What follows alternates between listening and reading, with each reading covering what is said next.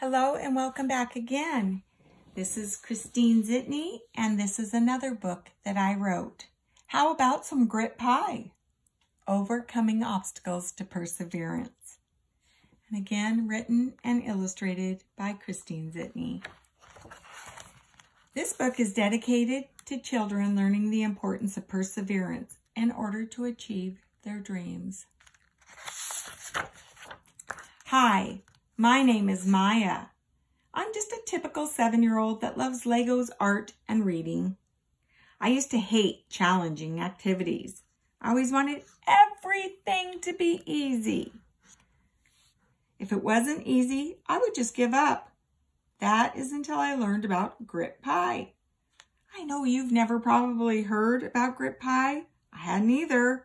I'm here to tell you the amazing story about how it changed my life. And here's Maya. I can't do it. I can't do it. I can't do it. Every day at school, I expected all my work to be easy. Some of it was, however, other work was a lot more challenging. It often felt impossible. I even would be instantly frustrated before I even tried. I would tell myself, I can't do it.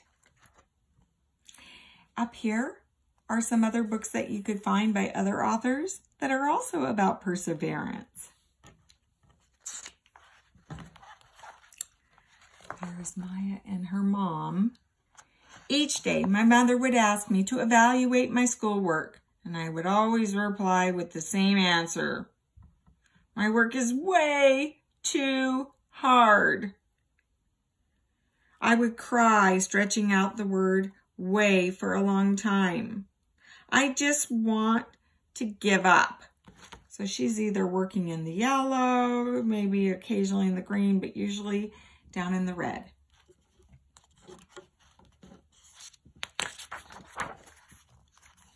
Here's Maya and her dad. Day after day, challenging work always made me angry and frustrated. One day, as my dad told me it was time to do my schoolwork, I threw a huge fit. All my books went flying in the air, and I accidentally hit my dad. I felt terrible. I did not know how to make things better. I knew my anger had reached a level 5. Sometimes kids use these charts at school to help them know where their emotions are falling. It's like a self-regulation chart. And when you're up here, you're very angry. Most of the time in school, you want to be able to work in these 3 zones down here.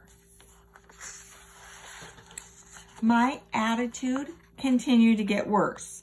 My frustrations continued to build. And when it was time to do my homework, I would pretend I was sick or act like I was doing my work when I wasn't. Has anybody here ever said, oh, I've got a stomach ache, I can't do my work? Or you daydream about fun things to do? When my mom would try to help, I expected her to just give me all the answers. One day, I was so upset that I even ran away and hid from my parents. So there's her mom trying to help, and Maya's not even trying at all. She's just wanting her mom to give her all the answers. It took my parents over half an hour to find me. That did not go well. I was grounded for a week. Later, I could overhear my parents whispering that they were planning to call my teacher. Not my teacher, I panicked. I did not want her to know I acted this way at home. Sometimes at school, kids act very differently for their teachers. Long story short, I have no idea what my parents and teacher talked about. I did not want to ask. I was too embarrassed. Looks like Maya's mom might be having a talk with her. Later that afternoon, my mom called me in the kitchen. She told me she wanted to talk to me about grit pie. Oh, please, I begged her. Please don't make me eat grit pie. Sounded like something that would break my teeth. And I did not care if it was full of vitamins. I said, pretending to stick my finger in my throat. My mom, of course, laughed like she always does when I have something completely mixed up. Grit pie is not a pie to eat, silly, she chuckled. We're going to learn about perseverance, or some people refer to it as having grit. We have grit, we persevere. What's perseverance? It means not giving up in hard times, doesn't it? My mother showed me 2 paper pies and explained that the whole pie represented big goals and challenging work. The slice pie represented the steps to get to the goal. Accomplishing big goals takes a lot of grit or effort. So here's the pie with the big goal. Then you can break it down into smaller steps. When you break a big goal or a challenge into smaller pieces, the work will not seem so overwhelming, she explained. So now do you understand the meaning of grit pie? She laughed. I was not sure this was going to be a good idea. The next morning when I arrived at school, my teacher announced that our class community would be studying perseverance. I did not say a word. Perseverance is doing something difficult or something that takes an extended time and refusing to give up. My teacher paused, looking directly at me. There are many strategies that can help you with perseverance.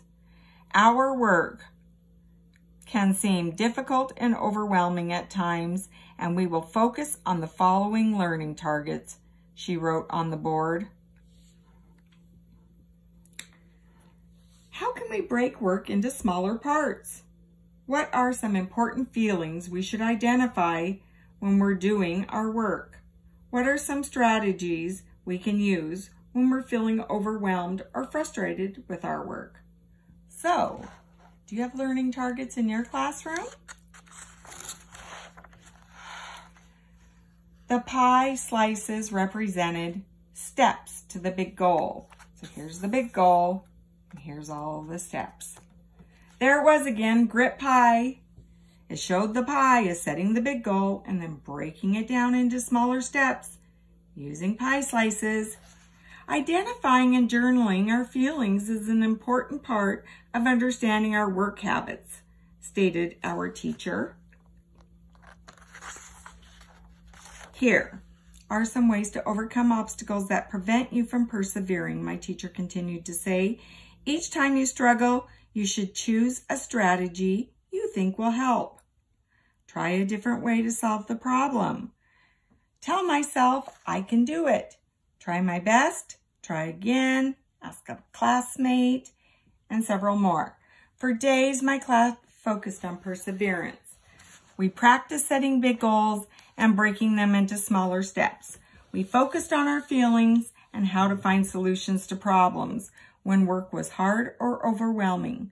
We learned how to record all of these things in a grit pie journal. My teacher even assigned us to interview at least one adult that accomplished a big goal.